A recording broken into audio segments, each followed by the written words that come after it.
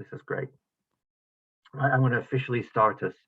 People will surely continue to come in, but I needed to get us going because we want to make sure that we have as much time as we can to answer all of your digital fundraising questions.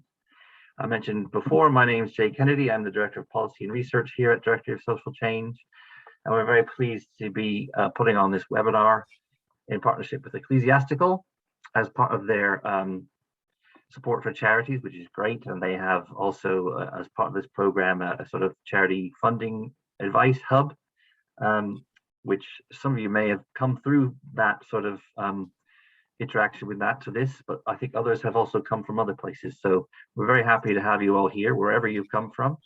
And I will just give you a few kind of introductory bits. We know that you'll have loads of questions. A lot of people have been submitting questions. We've had over 100 questions submitted so far. So we've tried to organize those, and we'll handle those kind of towards the second half of this session. I'm extremely pleased to have with us some expert panelists. Jill, Nick, Alex, and Veronica will be introduced and talking very briefly in a minute. And the way that this session is going to work is that we will, I'll just finish off with a few kind of sort of technical housekeeping issues, and then we'll proceed to the panelists to introduce themselves, and they're going to talk for a quick 5 minutes. And I think some of your questions will probably be touched on in those introductory bits, and then we're going to move to a sort of longer Q&A, and then we'll wrap up around what time is it now? Need to check my agenda to make sure I know what I'm doing. Round about just before 11:30, we will kind of summarize things and draw it to a close. And we'll be providing some further links and resources and information for you subsequently. Again, I mentioned housekeeping bits. This is being recorded so that we can use it later, and people can get the benefit from it who haven't been able to attend today. So just be aware of that. And if you do wish to not be identified, we'd love to know what your name is, and be on a first name basis. But if you're not happy with that, that's perfectly fine.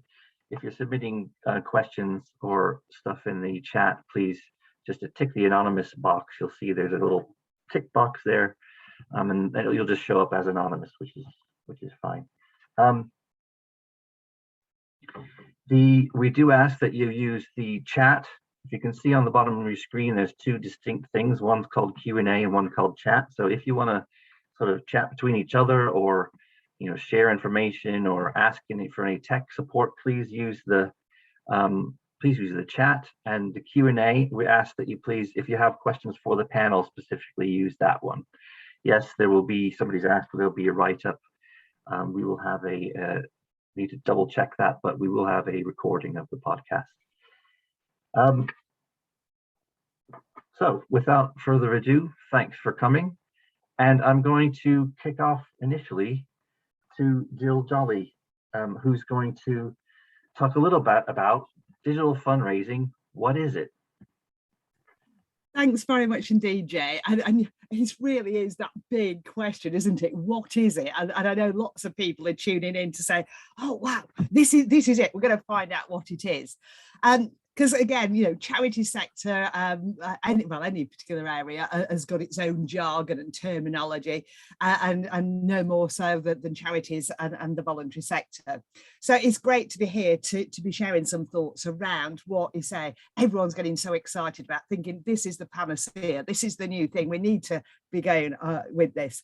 So lovely to be back with you. I know some of you who are on the call has joined us for some of the other ecclesiastical webinars I ran. So just to remind you, if you're new as well, I'm Jill Jolly, Director of Achieve Consultants and Associate with the Directory of Social Change. I've been in fundraising all my professional life, so know lots, but I'm learning lots as well, because I always say no one can know it all. So it was very nice of Jay to introduce us as experts, but you say it's a changing environment. Is that I love the opportunity to find out new things, keep up to date, and share that with all my charity clients that I'm working with. As you've just referred, Jay, we did do a series of workshops before, and we did one, and we did actually call it virtual fundraising. And so again, please, do have a look at the Ecclesiastical Charity Hub, because you say lots of webinars and other information is actually on that platform and available via the website. So do have a good look.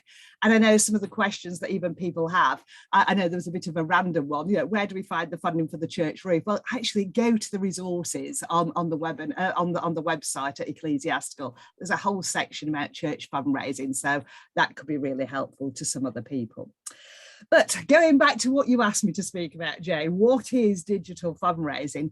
And this is where I say there's lots of confusion around terminology. What's digital, what's virtual, what's online? And again, there's terminology sort of coming out that I do think is getting a bit sort of mixed, confused, and people are sort of wondering what it all means. People think digital as different things, and some it's, do we have email? Or are we using Microsoft Teams? Are we doing Zoom? Quick one there. Up until last March, I actually thought Zoom was something I'd find in the freezer cabinet, that lovely ice lolly. But, I've now found out what Zoom is and a great way to connect both professionally and personally with people. But also some people think of digital as, do we deliver our services digitally? Are we making the most of digital fundraising? Do we need to invent an app? What's it all about? So hopefully, I think we can answer some of those questions and help give a picture of what we're talking about. Because I like to think about digital as something, quite broader. And I know Nick will probably sort of comment on this a little bit more when he sort of has his few minutes. But really, it's a communication tool. And we're using different ways to communicate. Now, it's not new. Yes, we're more aware of it and more people are using it. I held my hand up and said I didn't know about Zoom until last March, but I certainly know all about it now. But, so many organisations were doing things before using digital techniques. So again, lots of the applications and applicability, it was around marketing. Your website is about being digital. Do you have a website? Well, you're already embracing digital in one shape or form. Do you have a fundraising button on that? That means you are already doing some digital fundraising. Do you suggest to people that they should set up an online platform, whether it's just giving or one of the others, if they're doing their own fundraising? So again, they're raising money using digital technology. So you say we need to think about what exactly it is. And in fact, last year, so many charities demonstrated the first signs of a digital culture that was emerging in their organisations, because they had to, because there was no other way to actually reach people because of the COVID pandemic and the restrictions that were placed on us as a society. And we wanted to deliver services much needed to our particular client group.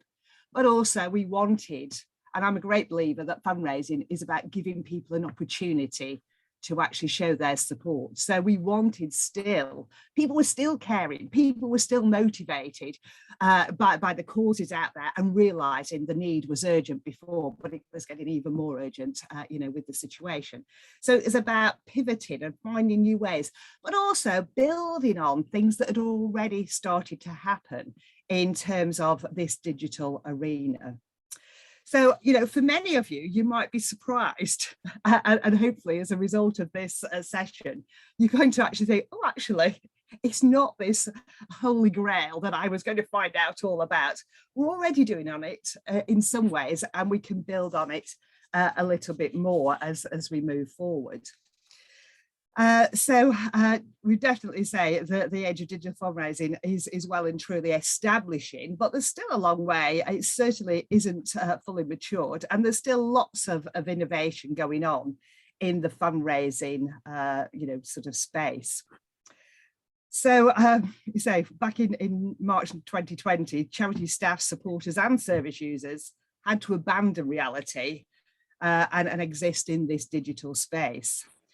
So this is where, say, lots of charities started to expand and offer additional things. Now we're in this sort of hybrid environment where, we're still not 100% confident about being out in the big wide world in big numbers. Some people still want to do some fundraising in a way that they feel comfortable. But also, even something like today, to actually get you all to a central location, the reach and accessibility by using digital, whether it's to promote an activity, whether it's to involve your supporters, or whether it's to involve your service users. So coming back to this question, though, is what is digital fundraising? And I know you're all sat there, pen poised, waiting for Jill to explain it.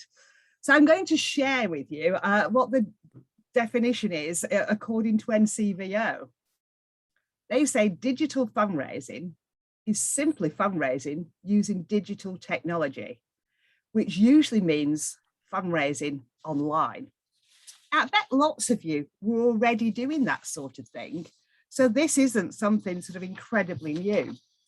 And those of you who did actually attend that previous session that I did talk about different types of virtual fundraising, or what we might even refer to as digital fundraising. Because I think sometimes it's virtual events because people aren't physically sort of turning up all together doing something. But again, there's ways that even if they are climbing Mount Snowdon on their own, don't know if you're happy with that, Jay, in your part of North Wales, but I know there was a queue the other week, 45 minutes to get to the summit. So.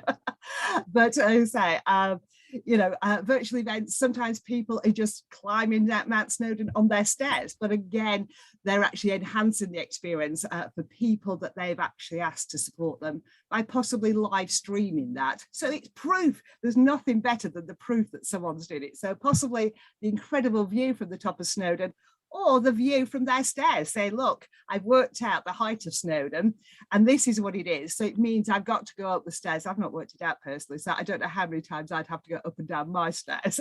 But again, sometimes you say they've got a live link, they're streaming it, and people can actually sort of log in and see that via their sort of online fundraising page. But virtual fundraising is a great way to maintain support during these difficult and uncertain times. But also it's a strategy that we really should be keeping hold of once things start to settle down. So with right tools and a solid foundation, virtual fundraising can bring your organisation further than you might have thought possible, because you're tapping in to potentially new audiences, as well as enabling some of your existing supporters to do different things in a way that suits them at the moment, but also into the future. So some of the things that we would class as digital fundraising, I've already mentioned about virtual events, but online giving in any sort of shape or form. So whether it is that donate button, or whether it is encouraging people to support their friend who's doing something incredible and support it via whatever their online giving pages are. But text to give, that's using technology. And it's digital. Again, QR codes, contactless payments.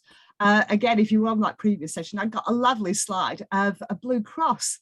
They were using, and many charities were already embracing the fact that people weren't necessarily carrying cash before the pandemic. And obviously the pandemic has speeded this whole process up. And so there's a lovely picture I've got of a Blue Cross dog with a jacket on, with a tap to donate, technology built into that. Some charity shops, when they were closed during the pandemic, had QR codes in the windows. They were closed, but if you want to support us, do this, or even having that contactless payment machine in their window. Crowdfunding is another example of digital fundraising. Merchandise sales, you might not have had a shop. You might say it's too risky for us to actually have a shop. But again, I know lots of charities over the past 12 months, many of my clients as well, who've actually, set up an eBay shop. Or then others are just saying, look, the rise of online shopping, again, I've forever got a DPD van delivering, or something. Hermes has been delivering loads at the moment. But, I definitely do that through Amazon Smile. So again, why not suggest to all your supporters, everybody's doing more of it, but we were doing it before, but, we're doing more of it now. But to actually link through, there's Give As You Live, there's easy fundraising, you say there's Amazon Smile. There's lots of going on in the gaming world. And again, I've not got time in my session, but I can tell a bit more. But, Comic Relief were streaming, and it was something they did using Tiltify. But, they had some celebrities, including the likes of Sue Perkins and others, playing Dungeons and Dragons online, and that raised them 25,000. And that's what I want to just share as well as my last point. Don't think this is going to totally transform your fundraising. If you're not doing it, you're missing out. Yes, think of all the easy ways. I hope I've shared some of those easy ways, as well as some of the other things that we'll touch on. And Veronica is going to give us some real examples of what she's been doing with her charity St. Barnabas Hospice. But, it's another option. And yes, I'm a huge believer, so that we hit things that individuals and organisations want to do, we should offer as many different opportunities. But again, we need to manage our own expectations as well as those of others. So some things are really easy to set up. Others are a bit more complicated. But again, there's people around who can actually help. And the final thought is just think about your audience. Is this a technology? Is this a way that some of those will engage?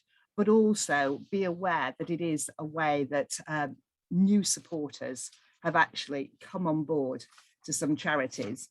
And I got here, just I said, the Status of UK Fundraising 2020 report showed that approximately 60% of charities were trying virtual fundraising. And of those charities, 75% were doing it for the first time. So that might just be encouraging anyone who's on Facebook to use the birthday button when it's their birthday. So I hope that's helped you to understand a little bit more about the mysteries behind that. There's no big mystery. And let's break down some of the jargon to make this easily understandable and easily accessible to your charity, whatever your shape and size, that you can do something, even if you're not everything, you can do something to get into the digital arena. Okay, thanks, Jill. That's a lot of examples and a lot of hopefully demystifying some of the mystery. Just so that we make sure we have lots of time for question at the end, I'm just going to slide right over to Alex, who's going to talk a little bit about sort of some of the trends and developments that he's seeing lately, and he'll introduce himself. Great, thanks so much, Jane. Thanks everyone for having me. I was really delighted to be asked to join this panel because for me, digital fundraising is such an important topic in fundraising today. Whether you're a tiny charity just starting out or whether you are working for one of the big sort of household name beasts, everyone's talking about digital fundraising, and it's not mysterious. It may be new, but there's plenty of ways to get stuck into digital fundraising and plenty of ways from small to big to make a real impact in your fundraising ambitions. So first, just a little bit of context on me. I'm the co-founder of GiveStar, which is a digital fundraising platform that we created specifically to help charities not just adapt to digital fundraising, but also thrive and have a good time doing it. And since we started in 2018, we've helped hundreds of charities, from tiny church groups to the largest of charities in our countries, sort of 7 of the top 10 charities like CR UK, Macmillan, Save the Children, and the NSPCC we've been working with. But really the way we work is we want to be as accessible as possible to charities, whatever size they are. So what I'm going to be talking about is my experience working with these charities, and we've helped several hundred over the last 2 years, and some of the trends that are having a huge impact on fundraising, how they've been accelerated over COVID, some of the practical tools and platforms that are available to help charities either get started for the first time or boost their digital fundraising. For my own part, we started GiveStar in direct response to one of the big drivers in the rise of digital fundraising, which is the fall in cash that we've all experienced over the last 10 years, because my co-founder and I wanted to raise money for homelessness in London. And we realized that no one carried change anymore. And it was causing a really big problem because you would ask people for you'd ask people for a cash donation on the street, and people may have a couple of coppers in their pocket, but sometimes not even that. And we realized this was having a really big knock-on impact. And so we said to ourselves, how can we help? And we invented a contactless donation device that was used on street or at charity events or at gala dinners or in churches. And the results were pretty exciting because it meant that people would say, sorry, I'm not carrying any cash. And we would say, well, don't worry, you can just tap here and out would come the cards. And what we found is people gave much more often, and they also gave bigger amounts to charity, which was fantastic. But then, of course, the pandemic hit, and all of that opportunity for face-to-face fundraising kind of came crashing down in one fell swoop. And we were all suddenly restricted to our homes, and fundraising face-to-face was suddenly an impossibility. So we worked with the charities we were working with to figure out other ways we could support. And this is where we became very familiar with online giving pages, virtual events, live streaming, QR codes, ticket sales, all the good things that Jill mentioned just now, and many different charities are kind of beginning to experiment with. So what have we noticed trend-wise? Well, the first obviously is that decline in cash. And we're all familiar with that. And the great news is there are plenty of practical things you can do to start to address that, from contactless devices to simply just setting up an online giving page or a giving button on your website. The second big trend we've noticed, though, is the change in expectations of donors and fundraisers themselves. We've all become a lot lazier and a lot more comfortable in some ways, and we expect to be able to give any way we want at any time in the most easy possible way, and on our own terms. So we don't necessarily want to be told we've got to go to a marathon in the park in London. Maybe we want to instead just have a mailer sent to our inbox by email, and make it very easy to give there. Or maybe we're up for doing a virtual walk up and down the stairs, as Jill mentioned, or traversing the back garden like Captain Tom, because actually we know that we want to be able to fundraise and we want to be able to give in ways that are much more easy and accessible than ever before. The third thing that we've seen a huge rise of in the last 18 months is virtual events and hybrid events.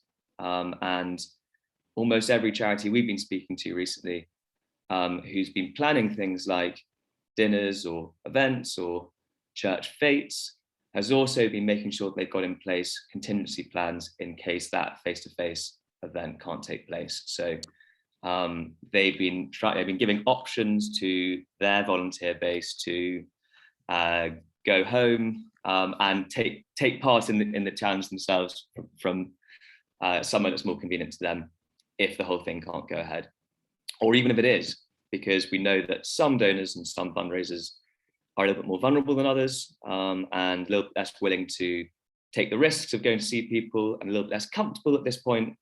So it's just making sure that charities are looking after both sides of their volunteer and donor base. And then my final thought, because I know I'm running short on time, is just it's not magic.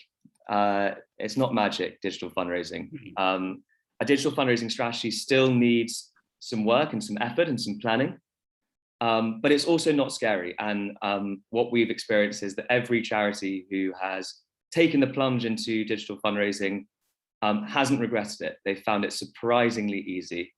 There's plenty of great platforms out there that can help you make a start, and that can guide you through it with experience from other charities. And that's a very nice thing, because ultimately it's an invitation for people just to go for it, and dip their toe in the water for the first time, or try out other ways to get digital fundraising. And if you do, you'll realize actually it's a world of opportunity, not just a scary, mysterious part of fundraising, but actually something that anyone can get going with. Thanks a lot, Alex. That's a great combination of some insight and some encouragement. I'm going to hand over now to Nick, who's going to talk about a bit about the sort of like getting people on board and the sort of vision of everything. Yeah, thanks very much, Jay. Hi everyone. I'm Nick Day. Lovely to be joining you today. I'm based in Basingstoke in Hampshire, and I'm a freelance digital marketing practitioner and digital marketing trainer, and have been for 15 or 16 years now. So one of the popular courses I run for the DSC is fundraising with digital marketing, which again brings lots of sort of questions to it that I guess many of you will have today. So I tend to split my time between being a trainer and working with organisations like the DSC and working very much as a practitioner at the coalface, working with digital marketing and digital fundraising. So yes, as Jay suggested, a couple of the questions that really caught my eye that came through in advance were around how to motivate people internally, collective responsibility, how to get people involved within the organisation. And a big part of what I've been working on over the past 15 years is digital transformation within an organisation, implementing digital change within organisations. And I just wanted to share a few tips. I'm going to put together some links for you after the presentation today to do some further exploring on your own. But the first thing is, with any significant change that you're looking to make within the organisation, so point number one, do your pros and cons analysis. I thought it was quite interesting how people were asking, well, what should I use to replace Virgin Money Giving, for example? Well, create a short list, do some pros and cons on those, and weigh up the different components. Don't necessarily just make your decision just based on the price or the fees alone. But working out the pros and cons of the change, what are the drivers, what are the restrainers, really thinking about it in advance can really help to shape in your own mind what you are trying to achieve, be that move to incorporating more social media or, or setting up a Just Giving page or using Facebook or whatever it happens to be. So once you're clear and you're sure that the pros outweigh the cons, that the drivers outweigh the restrainers, then you've got the opportunity to drive forward with change. And really there's three clear steps to this process. The first one is creating the right climate for change, having that internal vision. You have got to sell this internally. And quite often people are not as excited within the organization about digital fundraising as perhaps you might be. So you've got to build that vision that you can use to tell and sell internally and create an alliance of people who are driving in the right direction for this. So point number one, create that climate for change. Then the second point is engaging and enabling the organisation. And again, you know, we do this with our external supporters. We give them a toolkit. We say, well, if you want to go and, I think we were climbing Mount Everest or something earlier, but if you want to go off and raise money, here's a toolkit to help you. We provide that externally. We don't think twice about it. Give your colleagues the tools to enable them to support what you're trying to do internally, and create a sense of urgency around the need for change. Build your internal supporters, give them the toolkit to go out and encourage others to, you know, for the direction that you're going in. And really, really important, identify quick wins. No one wants utopia that's going to arrive 10 years from now. People want a step-by-step approach where they can see progress towards a bigger goal. And then the third point is around implementing and sustaining. This is where you need to communicate with your colleagues. You need to share success. You know, we do this with our supporters. We tell them about success, but often we're not so good at doing that internally. So a lot of this is just about bringing in some of those internal, external techniques that we use in-house and just really trying to improve our internal communications, telling people what's going on, giving them responsibility for different aspects and providing them with tools, advice and guidance so they can help drive this transformation within the organisation. As I say, I'm going to create a few links for you. If you want to look at change management in more detail, I'll have some links for you after today's session. So Jay, hopefully that was 5 minutes. Back to you. Perfect. Thanks, Nick. I love what you said about creating an alliance inside the organization. I think that's a really helpful phrase. I'm just going to, finally, we're going to have Veronica speak a little bit about kind of actually doing it in the real world. And then we'll pivot to the questions part of the session. Thanks, Jay. Hi, everyone. I'm Veronica McBain. I'm the head of fundraising and lottery, formerly was head of fundraising and marketing up until April of this year for St Barnabas Hospice here in Lincolnshire. So been with the hospice for 10 years. And obviously over that time, we've seen some radical changes within the charity sector as well as the hospice movement. And as everyone has alluded here, I think it's safe to say, I think everybody is probably already touching on some sort of digital marketing or digital fundraising, however you want to phrase it, just at varying levels. And for us as a hospice, last year, obviously, because of the pandemic, our face-to-face fundraising is probably about half of our actual fundraising offering. So from community to events, all of that kind of activity. So to lose that overnight, obviously, we know it hit all of our charities very, very hard. So unfortunately, as a hospice, we had been investing in growing our individual giving stream. It was fairly well established, so that enabled us to carry on some traditional methods whilst we looked at, okay, how do we adapt and flex to meet this growing trend, and how are we going to reach these supporters differently? And prior to COVID, as said, we had already been doing some digital fundraising and marketing, however you want to pitch it. I think most people know what a booster post is on Facebook. We'd been doing those, they weren't the best. Then we started looking at targeted ads through Facebook and such like, and we'd started to get on the bandwagon with the Facebook fundraisers. So all of that was already in our tool bag to actually start to utilise more effectively. And we'd also started looking at our website development, but it wasn't consistent and we were a very small team. Therefore, we didn't have that internal skill set. So we had been looking at working with a digital marketing firm who would be able to offer us the expertise that we didn't have in-house. And I look at it as it was an opportunity with the pandemic, because it actually forced our hand trying to get through those loopholes with our executive team and our trust board to actually get sign off. Because of the pandemic, they kind of had to just go with what we were putting in front of them. And it was the best decision we ever made, because you don't just get one resource. You could actually recruit a digital fundraiser, but they're not going to have all of that skill set that an agency can give you. So it's about how you invest your money wisely. And that's how we saw it. And that team are actually an extension to our department. So we get PR support as well as Google AdWords, and then obviously the digital offering as well. And I'm not going to say we got it all right last year. You know, we tried different things. At first, everyone was grappling for what can we do? And all these ideas were coming through.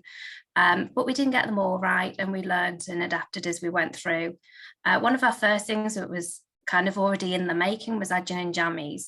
Now, this was a real life event we were looking to do, a networking event on the back of creating our own hospice gin.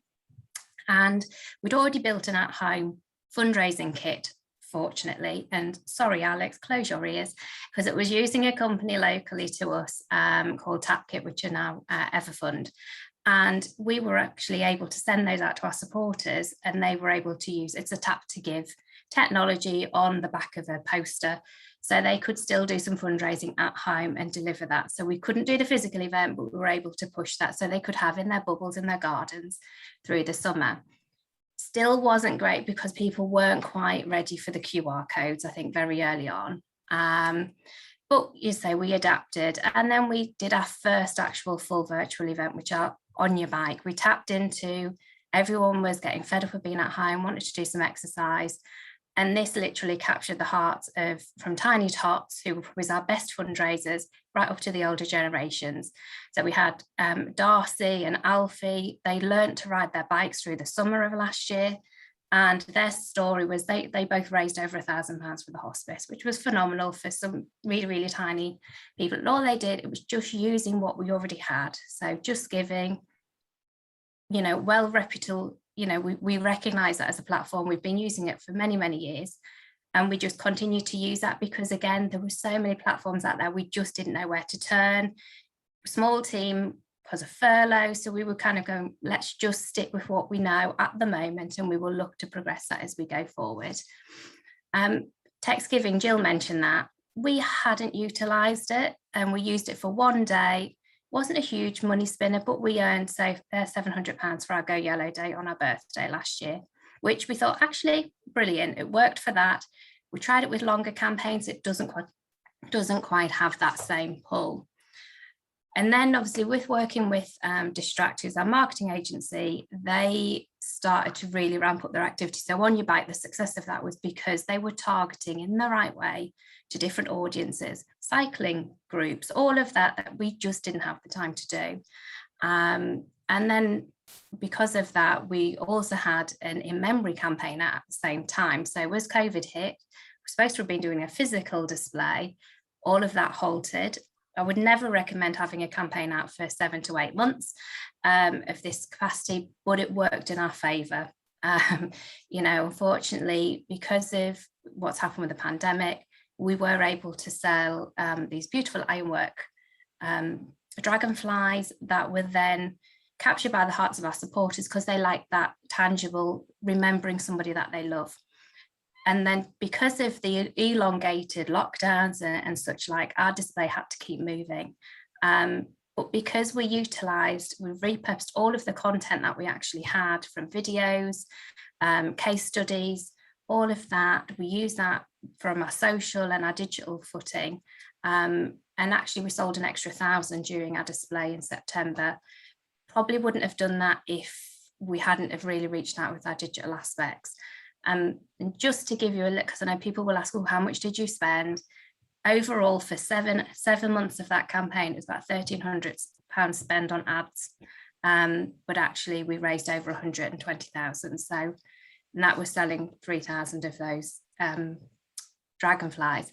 But we mixed it. It was with traditional. So we'd had a DM appeal already. That already gave us that kind of springboard.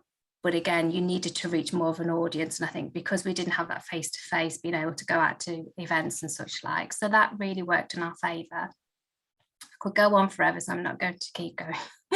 And one of our biggest successes, I would say, is our annual Light Up a Life. Any hospices out there, is it's a poignant point of the year, just close to Christmas, where we all have our Lights of Love, Light of Life, whatever it is that you want to call it. And it's our special in memory campaign. It's one of my favourite. And we have in Lincoln a breathtaking torchlight procession, physical events with over 1,000 flaming torches. To not be able to do that as a physical event, we were thinking, oh my gosh, how are we going to make this so emotive? How are we going to capture the essence of it? But because we've been investing in our videography and photography, and that is one key point I will probably share, say, if you aren't doing it, please do.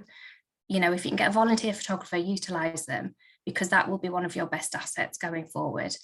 We use that, and we decided, rather than jumping on the bandwagon of, there were so many platforms and we could have gone down, but it was about how do we integrate those with what we've already got.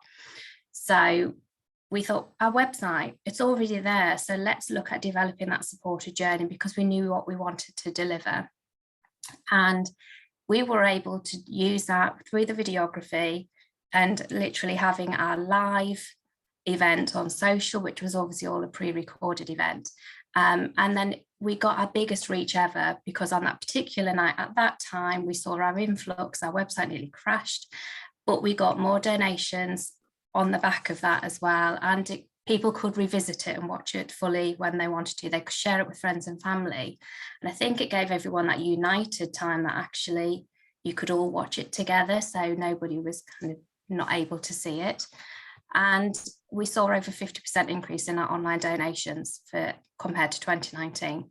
And again, because it's a DM appeal, historically, we carried on with that still to our core supporters, but our digital reach meant that we could actually go to people that were maybe looking for bereavement support as well, because that is obviously one of our services. So just making sure you were targeting the right people with that ask.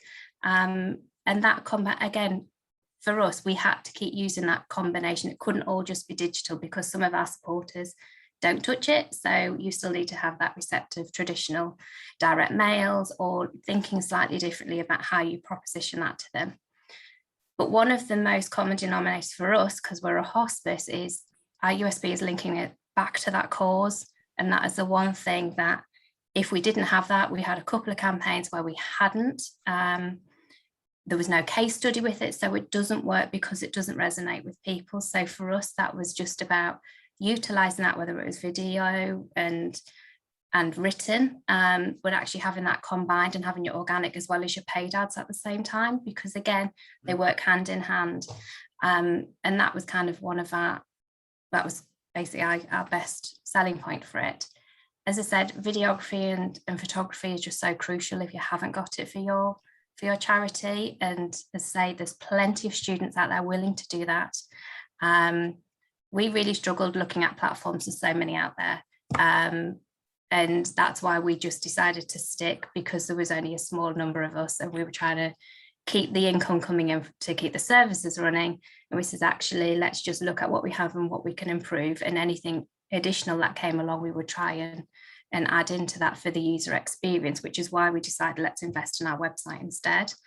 But also it's about increasing your engagement and your supporter journey. So for us, we already had them on the website, so we wanted to make sure that they stayed with us for a bit longer. And just one last thing, which was email, because I know some people have said, oh, what's the ROI between that and doing digital? I think you've got to mix it up a little bit. For us, we know general event related emails don't work, but our in-memory aspects do, because we're able to personalize it. And so we will use it if somebody has done something in memory, we will use that so we can actually say they remembered that loved one to what campaign. And actually we get our open rates on those are about 50 to 61%. Click rates are slightly lower, but again, getting people to actually open your emails is kind of one of the first hurdles. And that's it really. Okay, thanks, Veronica. That's really interesting to hear how, like, a lot of what you've been doing, it sounds like you've kind of been sort of transitioning things that you had in place and kind of moderating them so that they work in a slightly different environment, to do with the kind of lockdown and everything.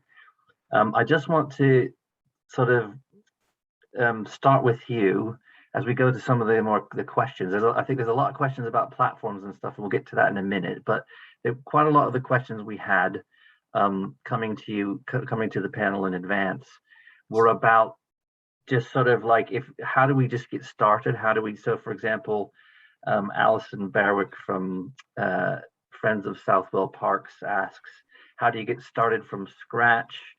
Tracy Good from Bricks asks where to start. Quick, simple things that small charities can do. So kind of bearing in mind your experience, and maybe if you think of a kind of and we can draw in the rest of the panelists as well. If you don't have those sort of, like, if you don't have a website, or you don't have, things that you can sort of translate into a digital ask, what advice might you be able to give to a sort of smaller charity in those circumstances, do you think? Is that directed at me? Sorry, Jay. Yeah, sorry, Veronica. Yeah. Sorry to put you on the spot. I think it's looking at what you've already got. And again, for us, we have a small marketing team. So it's about, what are you already doing? If you've already, like Jill's already said it, if you've got a website, what can you add to that? If you've got Facebook channels or even LinkedIn, get your donation buttons going. That's a starting point. And using a case study in particular, I think that I can live and breathe that because of a hospice, but so many charities can do that as well. Using just a couple of sound bites from whether it's a service user or patient, whatever, and use that with your donate button over. That's how we actually started out doing that. And it just really resonates with people and hits home, really. Yeah, and maybe that kind of speaks to what Nick was saying about, like, kind of quick wins. It's like, if you're maybe you want to grab that. Nick, you got your hand up. Yeah, no, I thought that's a really interesting point that Veronica made about maximizing what you've already got rather than trying to reinvent the wheel, and trying to, really seek out opportunities. Again, we look at, often when we're looking at fundraising, we think, okay, are we maximizing our existing supporters? And I think Veronica's point about are we maximizing our existing resources and capabilities is a really good point. And I would just sort of reiterate, really what Veronica was saying, and or support that, is making the channels open, looking open for business, email, phone, text. That makes such a big difference, that you look like you're there, you're ready to accept a donation when that moment has arrived in that person's mind. So always looking open for business, and thinking about multiple channels and ways of outbound reach, but also incoming as well. So sorry, that was just what I wanted to add on that. Jill or Alex, do you want to weigh in on that, or should we move on? Jill, looks like we're on mute. Oh, am I still on mute? Hello. No, I was just saying, I think we should move on, Jay. We've so many questions. Okay. Yeah, we've got that. Okay, so there's quite a lot of interest in questions about platforms. A lot of them are fairly detailed, and I think this is one of those areas where I think, as several of our presenters have said, there's different options out there in the marketplace, from really gigantic companies like Facebook or Just Giving, down to, I think what Veronica was talking about was more local companies, and it all depends on sort of what's going to work for you. But so I just want to kind of wade into some of the questions that were submitted, and then one that came up in the live chat during our discussion.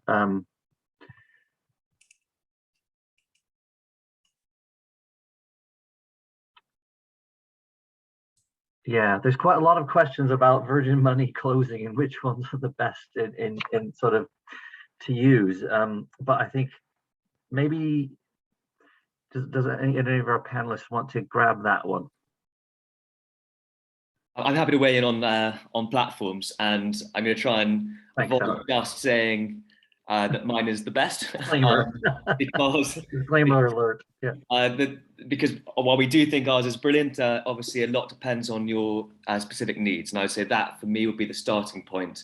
And when you're picking a platform or picking a digital tool to use, first starting point is, well, what activity are you already doing, or what activity could you easily start doing straight away?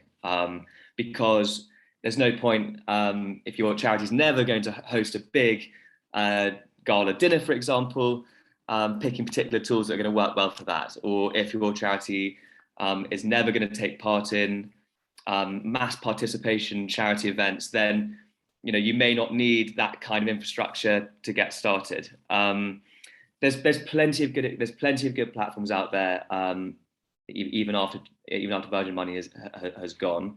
But I would say that the things to look out for are what are your actual needs to, pricing, particularly when it comes to online giving. You should be looking to get a platform that doesn't have a platform fee. That's been having phased out by Just Giving. So if Just Giving's doing it, every other online giving platform that you look at should probably meet that same standard. And there's lots of innovative new ways that platforms fund themselves now, including tipping, for example, to the platform. That's becoming a much more established way of doing things, and zero cost to the charity, which is great. Make sure that gift aid is a big part of whichever platform you're looking at. Always good to make that an easy thing, and that's actually now available in contactless donation devices as well as online giving platforms. And you don't want to miss out on that 25% extra.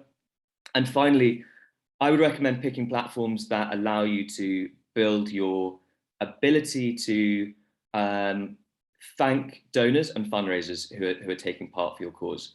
That data is really valuable. because ultimately it's leading to that really nice human connection, which you need to cultivate with your donors and volunteers if you want to build long-lasting relationships with them. So pick a platform that allows you to find out who they are, obviously with their consent, allows you to contact them again also with their consent, but make sure that you are able to have that option and build nice relationships with them as they are fundraising or donating to your cause.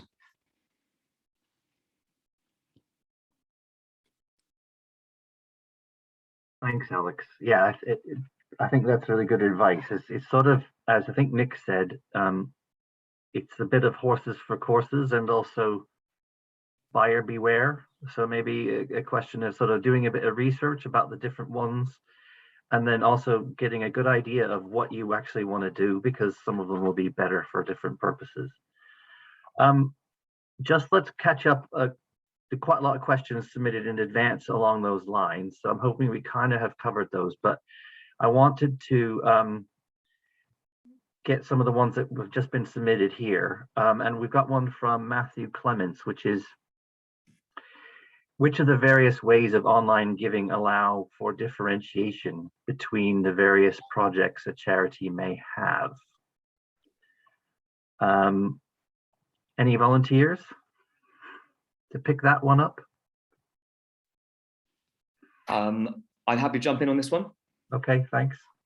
So it really, I guess it depends what you mean here. But if you're referring to quite a common problem lots of charities face, which is what happens when you're running multiple different campaigns on a platform at once, and how do you make sure that you're tracking and reconciling those donations properly, which I think is where your question's leading, then there are a couple of options out there. GiveStar is pretty good for this, but there are other market-leading platforms that have pretty good tracking on the back end.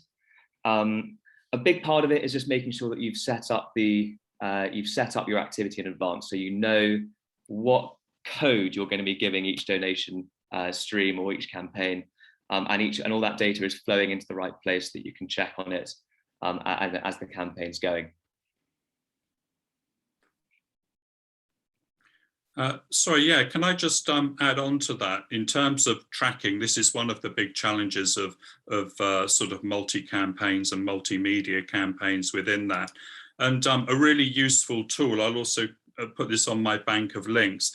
If you're trying to work out where traffic is, what is driving traffic to your website, there's a really useful tool called Google Campaign URL Builder, and it's a free tool, and what it will do is enable you to create bespoke links. So you have a bespoke link into your website or platform, for example, from Facebook, from Twitter, from Instagram, and so on. And that's a really useful tool to just help you keep track of what is actually generating traffic to the donate page of your website, for example.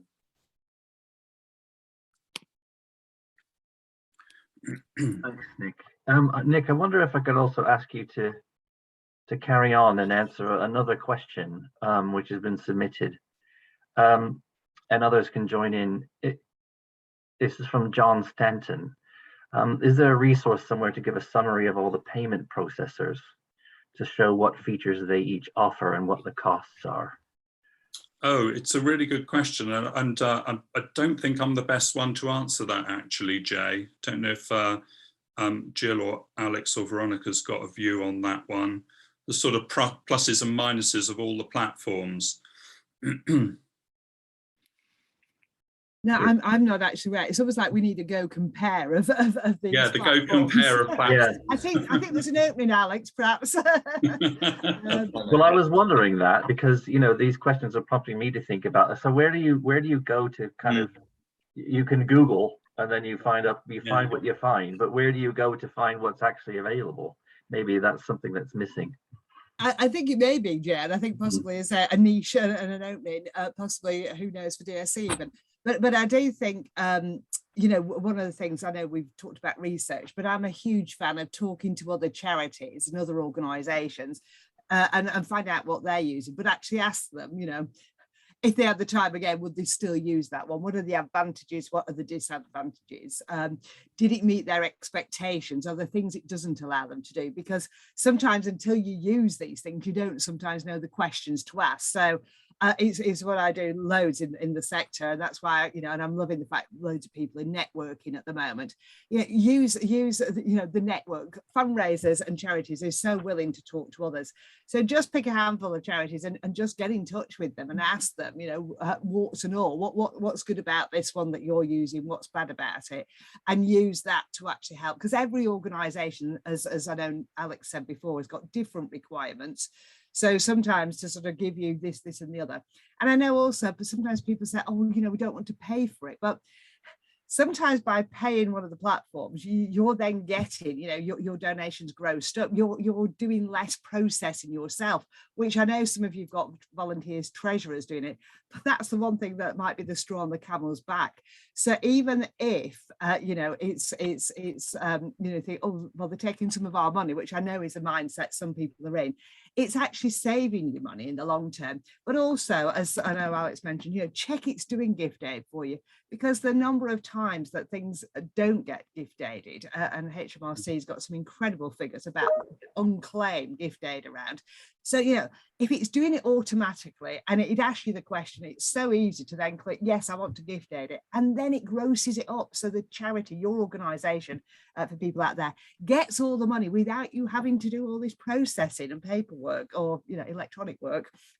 So I hope that just gives some people a few thoughts. Yeah, thanks, Jill. Nick, I think you wanted to come back in. Yeah, I was just going to sort of reiterate what Alex mentioned earlier about the importance of looking at the cost. But, you know, and cost will be there. It's unavoidable. And I mean, the social platforms are moving, as we heard from Veronica, you know, using you know, boost post and Facebook advertising. You know, don't just look at the free options, look at return on investment. That's what matters. And, you know, Just Giving's reputation with the public is well established, and using that platform, whilst it might cost you more, if the return on investment is more positive than other platforms, that's the way to judge. So always try and judge on return on investment rather than just making your decision purely based on cost.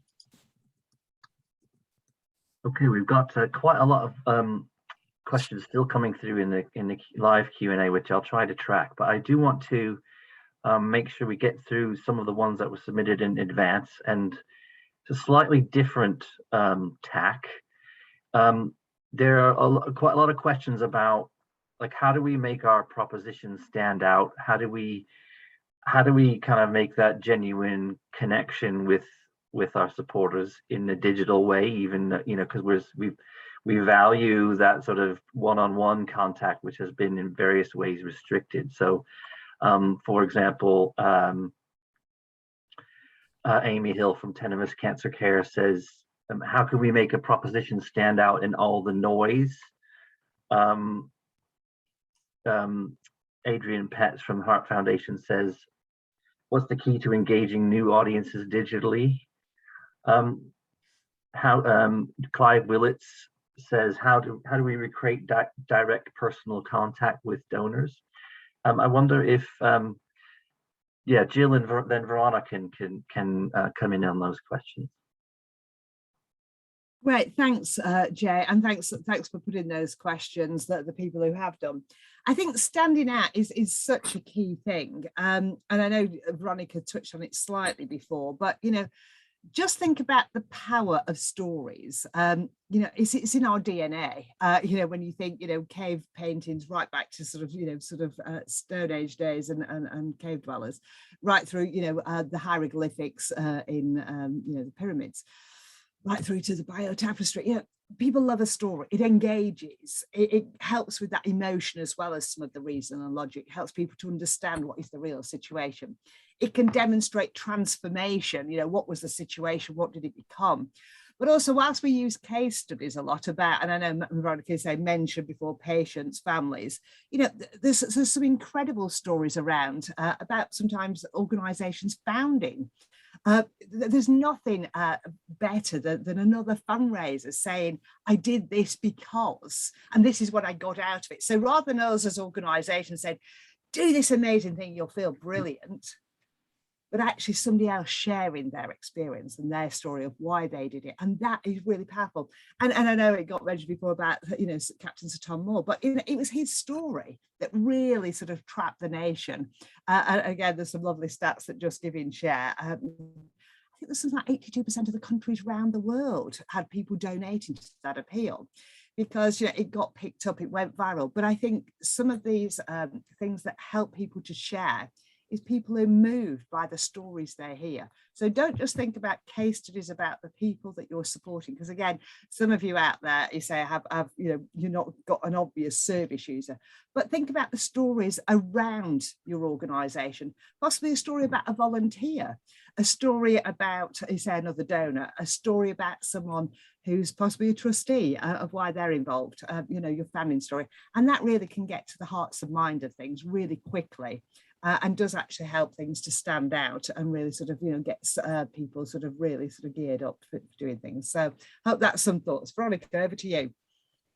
Just to reiterate that, really, Jill, because I do think it's getting the engagement from your current supporters is crucial, because actually you don't want to turn them off. And I know there is so much going on out there, but even posing questions to them, doing polls, you know, they're all there available for you to utilise, and then they're not overly complicated to do, but almost engaging them in, if you use like a real life volunteer story or a founder or anything like that, or a patient, then asking people to share what their memories are or their stories from whether they've been actively involved with a charity, you soon start to build that momentum, and you'll get a plethora of ready-made case studies for later on down the line. And that is one thing that we have found. You know, you go out and ask once and you end up with another 10 case studies ready for your next appeals to come through. So yeah, don't underestimate the power of a story, because people relate to people at the end of the day.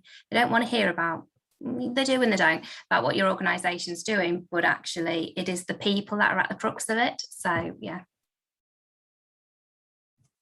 Nick, I think you wanted to follow up. Yeah, just quickly, I thought there was some really interesting stuff on case studies and the importance of case studies. I just wanted to sort of perhaps just sort of remind people to, you know, periodically review what makes you different to the alternatives. What are the points of difference between you and the charities that you're competing with in the sector, and being clear about what those points of difference are. So rather than looking like a sort of us two, try to think about where you can take a different perspective or a different slant on things. And some of the most successful charities, not necessarily big charities across, you know, all of the different sizes, are clear about what separates them, what makes them different from the competition.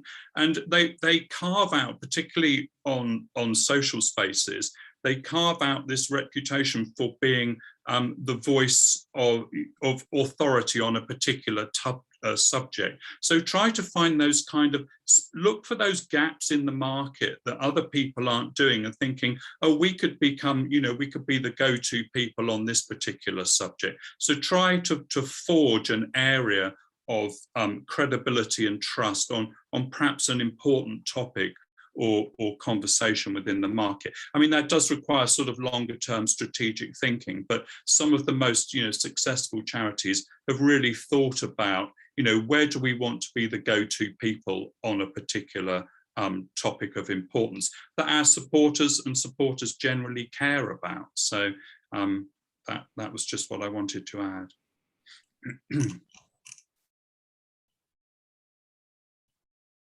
Thanks, Nick. Just trying to balance the what's being submitted live with kind of stuff we've received already. I think there's a few questions about like culture change. So Sandra Stockwell asks about saying the supporter base is a bunch of Luddites and we want to get them digitally fundraising. If they do physical challenges, our legacy income will go up, but numbers will go down. And then there was some other questions in the that had been submitted earlier about sort of how do we rally the troops? How do we get people around? And I know you spoke about that already, Nick, but I wondered if you could elaborate a little bit further on some of those tips that you offered at the beginning.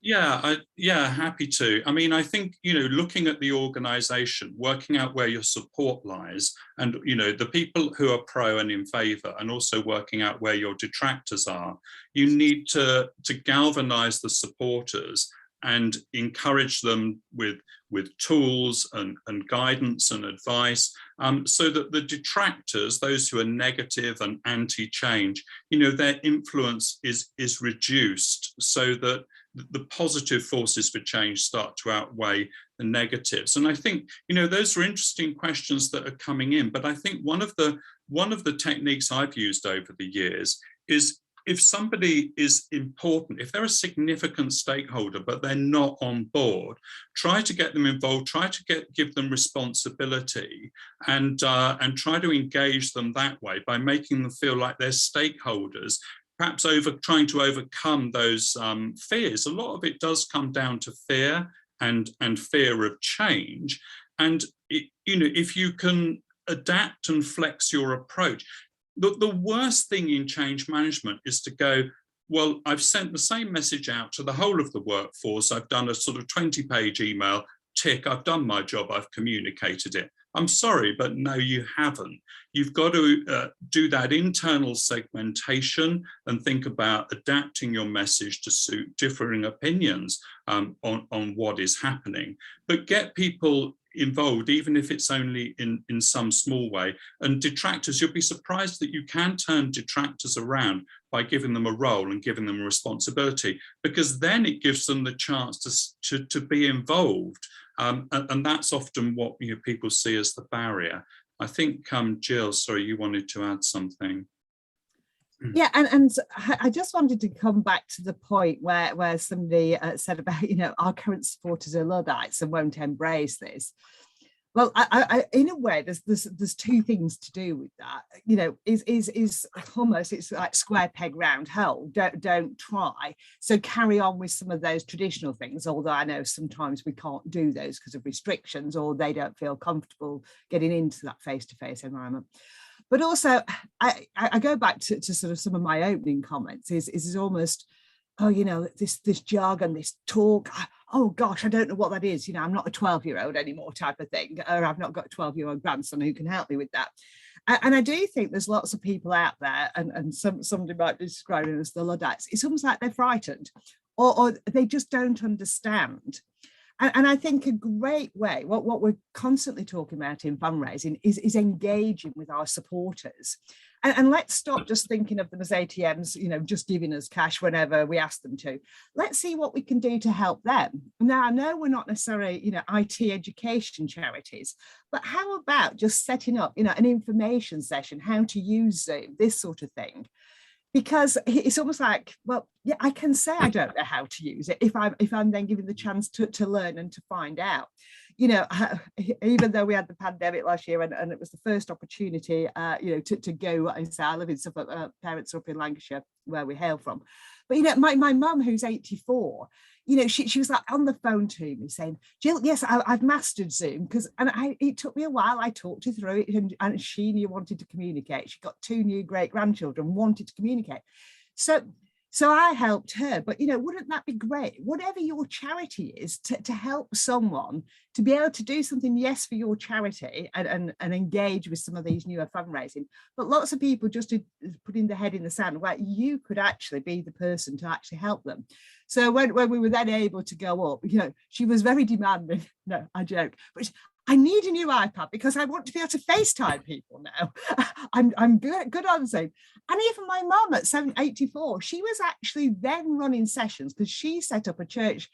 She was doing fortnightly coffee mornings. One week it was for a church and the next it was for her village. And she was doing sessions in between to help people who originally said they can't get on and we don't know how to do this. So she was talking them through on the phone. Now that's just my mum and my 84-year-old mum doing that. But again, we as charities could do those things, and it's helping us to engage, support people, and then they may be able to, use some of the things that we're trying to do.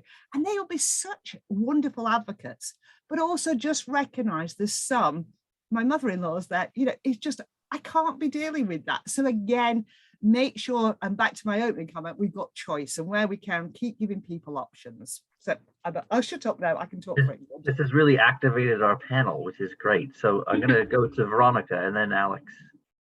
Again, just like Jill just said, it's how do they want to be communicated with? You know, we will ask our supporters that. So, and it might be social isn't their thing, or digital, pick up the phone. One of the biggest things through the pandemic was being able to actually speak to our supporters and thanking them, or checking in, and even with our volunteers and seeing how they were doing. Sometimes that was the only phone call they'd had that day or that week, and it meant the world to them. So again, don't discredit them just because they're not on board with this digital journey. Doesn't mean that they won't engage. Just pick up the phone. Again, it's one of the simplest things, and see how they are and how they want to engage with you.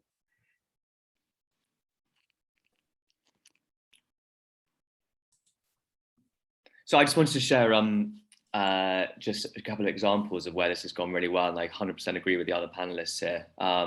So often when people are resistant to embracing digital fundraising, it's because they're actually a little bit scared that they're not going to be able to figure it out. No one wants to look stupid. And so people push these things away. But a helping hand through that very first experience of digital fundraising can make the world of difference. It's whether it's a call or whether it's a video call, whether it's an in-person, here's how you set up an online giving page and here's what you do next. Here's how you set up a contactless device and here's what you do next, has such a big impact, because people are like, oh, actually, this is really quite simple. And it then means that it's funny, they start teaching the rest of the people in their group as well. And then they become the contactless expert in their group. And suddenly they're extremely confident, and it ultimately that investment from the charity side, or in some cases from the platform side, can mean the difference between £0 raised and a really sort of fruitful fundraising experience for years to come. And we've seen that work really well with charities like Christian Aid, who put a lot of effort into briefing lots of their fundraising groups based in parish churches around the country, had a Christian Aid week. The NSPCC did this very well when they first started putting contactless devices out into their supporter networks. And there's plenty of other examples as well. But I just wanted to just reiterate and agree with the rest of the panel that it's so worth doing. Just want to just pop quickly, and I won't take long. But I'm just wondering if there's a kind of a just try it. I mean, I get that there's really, you should sort of kind of think about all your needs and your parameters and what you want to get out of it, and is everybody on board?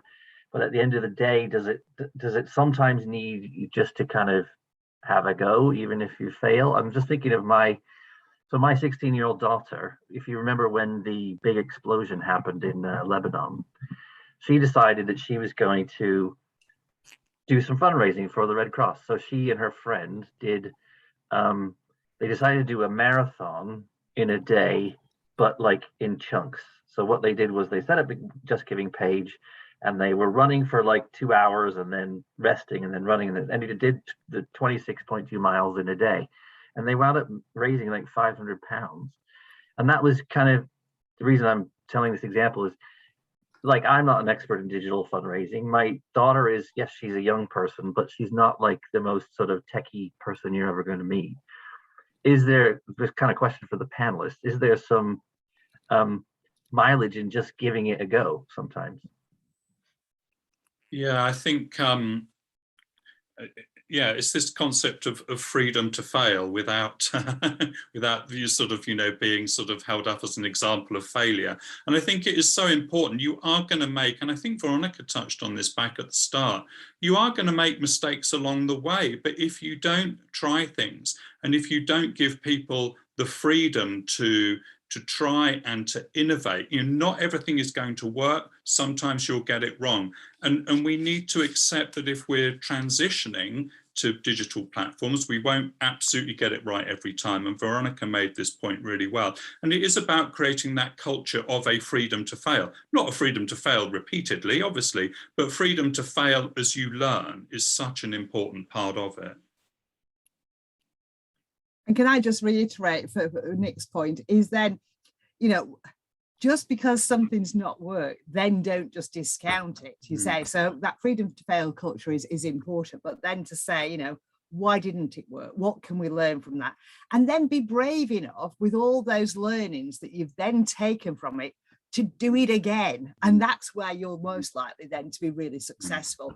But so many times when I say I'm doing various things at the moment, and I'm so fed up with people say, oh, tried that, didn't work. And sometimes it's, you know, the time, the place. And you know, again, you know, even at the start of the pandemic compared to now, things have moved on.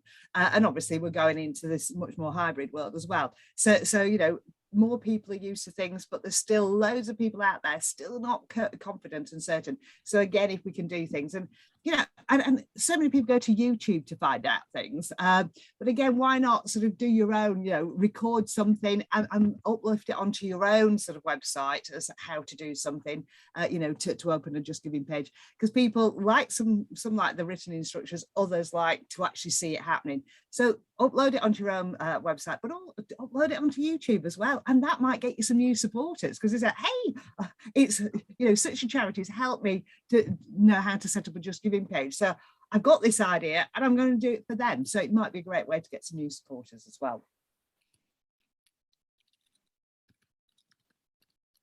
Yeah, I think the freedom to fail thing is important, and also the review.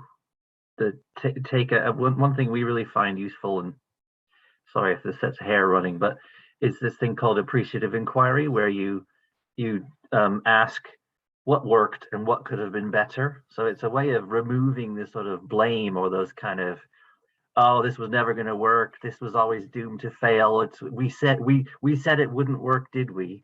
It's about, like, what did we do that actually worked really well, and how can we keep that, and then what could be better next time? So you're kind of building on that. We've got a lot of quite specific questions, and I'm just wondering how to sort of handle them, because there's sort of defying being grouped. I think one theme which I'm quite interested in, which we haven't covered, is about maybe different types of fundraising. So, for example, not necessarily fundraising from the public, but fundraising from funders, and how that might be changing digitally, for example, with digital application forms or video application forms. I'm wondering if any of our panelists might like to comment on that. Veronica, you've got your hand up.